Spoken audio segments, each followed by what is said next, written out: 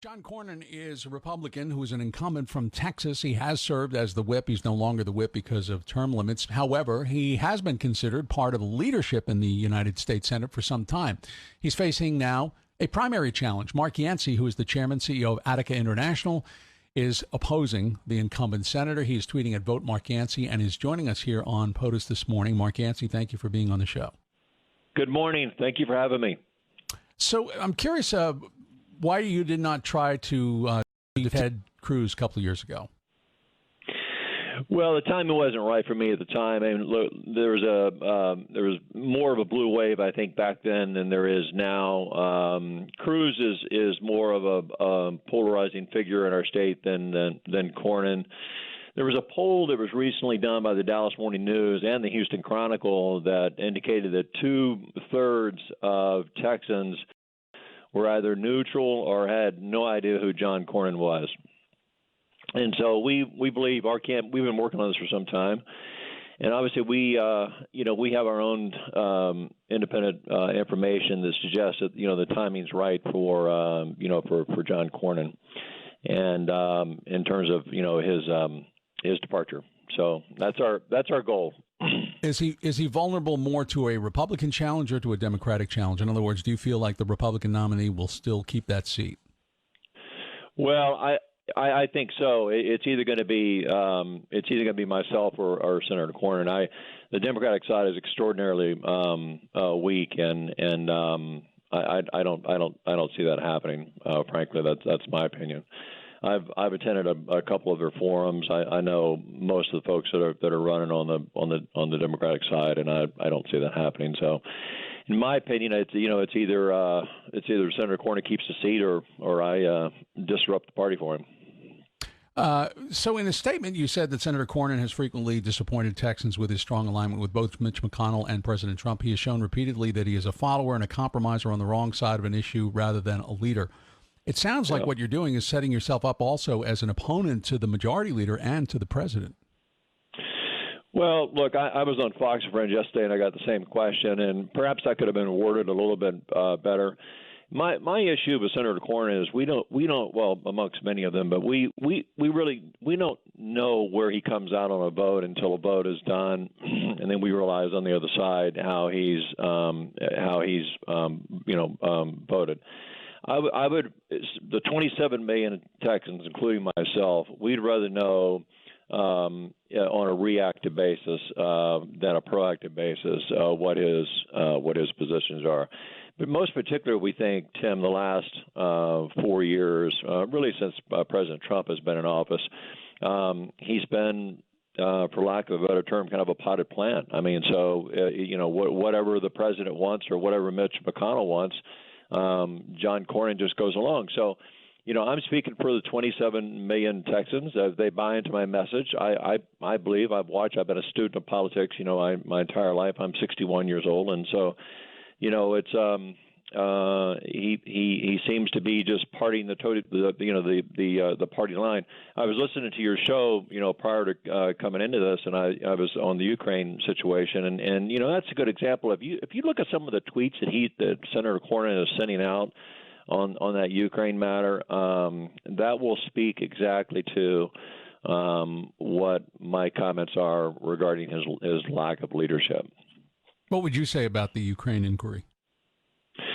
Well, I would say that listen, the Democrats are embarking on a perilous path, and having said that, no one's above the law, and I would say a couple of things. I would say that if President Trump is found, first of all, they need to get the real transcript. They do not have the real phone transcript. And so they need to get that. That was put into a server that was used for very specific military covert operations, which is to what I'm being told by my strategists, that's unheard of.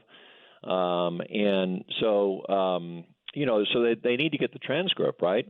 And I think Adam Schiff is getting a little bit ahead of his skis, and so I am for investigating this. But I think the idea of the impeachment process. I think they're just getting a little bit ahead of themselves. They, in my opinion, I think they've got a little more due diligence to do to understand.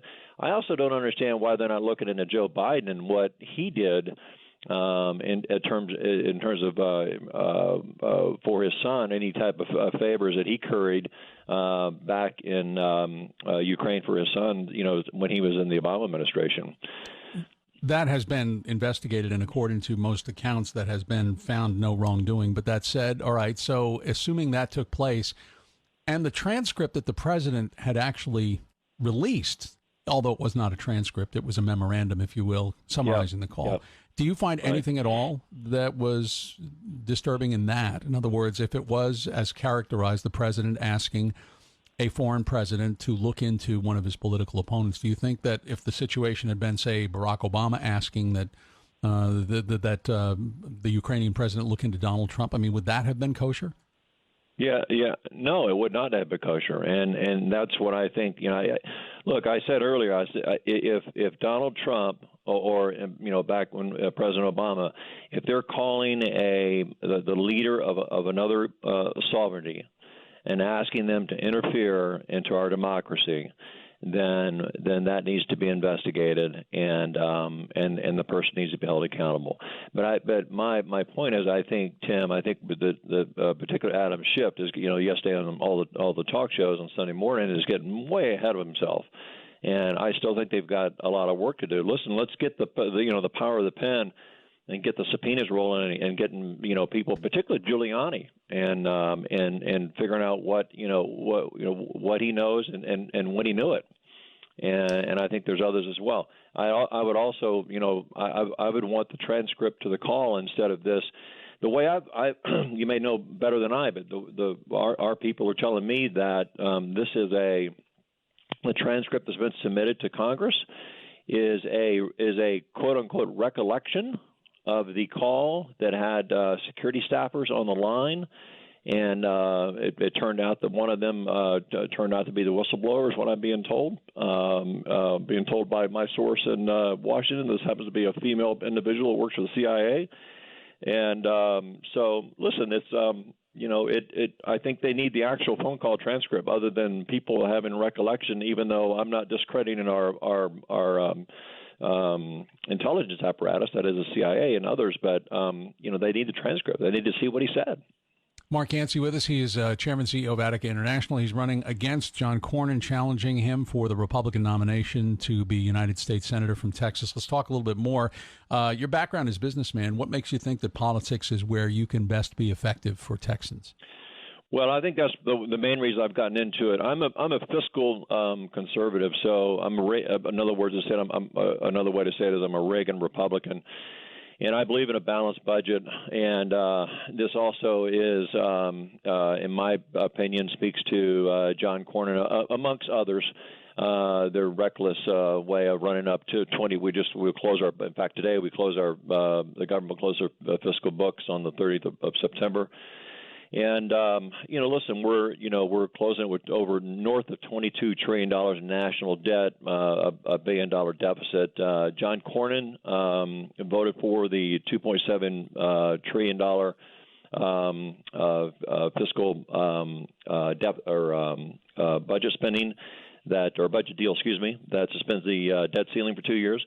And so even Senator Cruz, our other senator, had condemned that spending deal and did not vote for it, and effectively, in his words, said this is doing nothing but is just kicking the can down the road. And I am supportive of that. What I'm concerned about, Tim, is that this could be a situation we find where it's just it's untenable now, but then how do we manage ourselves out of it? Because we continue to go in. If you go back to the tax cuts of 2017, the corporate tax cut. So we were a effective marginal tax rate of 39.1%. Trump was able to get that moved down to 21%. Had there been a compromise discussion from our leadership in Texas, and I'm running against John Cornyn, so I'll limit it to that. In terms of adjusting that just a few points. So every 1% equates to roughly $500 billion in tax receipts.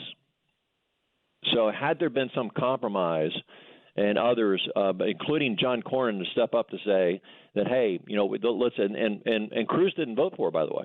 So I wasn't privy to what Cruz told the president or told Mitch McConnell or others, but Cruz did not vote for it. But I would have been the same. I would have been in the same shoes of Cruz. I wouldn't have voted for it unless there was some compromise. And the number that we come, if you look at the current budget deficit that will close the year out as of today, if we'd adjusted that corporate rate from 21% up to, say, 22%, so if you do the math that I just gave you, then that puts us in a much better position of us closing our books today. Don't give me math homework in the morning, please. I don't like it. Last quick question, if I could. Where do you come on the discussion on guns? We only got about a minute and a half left, but yeah. So listen, I'm to paraphrase from some Beto, hell no, I'm not coming after your AK-15s or AR-15s or whatever they call them. So listen, we do understand there is a gun problem, and I think that we have got to get to we've got to get to an issue where we have common sense regulation on that. Look, Mr. Cornyn came out and said in this we had 53 people slaughtered in Texas by Coward in two different shootings in August. Senator Cornyn said, "Ask about I'm quoting, reading. Ask about stricter gun laws after El Paso." Cornyn replied, "I would say there is no simple answer," and went on to blame people as twisted for mass shootings. Well, there's more of an answer than saying that people are twisted. If you look at the profile of the individuals that are doing this, they really fit about two or three categories of which we should be on top of. And the one that's most important, and I'm going to go through them very quickly, is the average age is about 26. It's white male. It's a person who's living at home. Generally, they're on some kind of substance issue. They've got on illicit drugs. They're loners. But here's the most disturbing statistic of these people that are doing this: 98% of them, and this comes from our intelligence community, have told someone within their circle, someone they love, within the last 24 to 48 hours of what their plans are. So and by the way, the individual that went into that bar in Orlando a couple of years ago and slaughtered all those folks, that guy was on the FBI watch list for 14 months. Work to be done, obviously, issues to be discussed and debates to be had. Mark Yancey, thank you for joining us on POTUS today. Okay, my pleasure. Thank you for having me. Mark Yancey is launching a primary challenge against John Cornyn. He is not alone, by the way. He is currently chairman and CEO of Attica International, and his Twitter handle is @vote Mark Yancey, Yancey.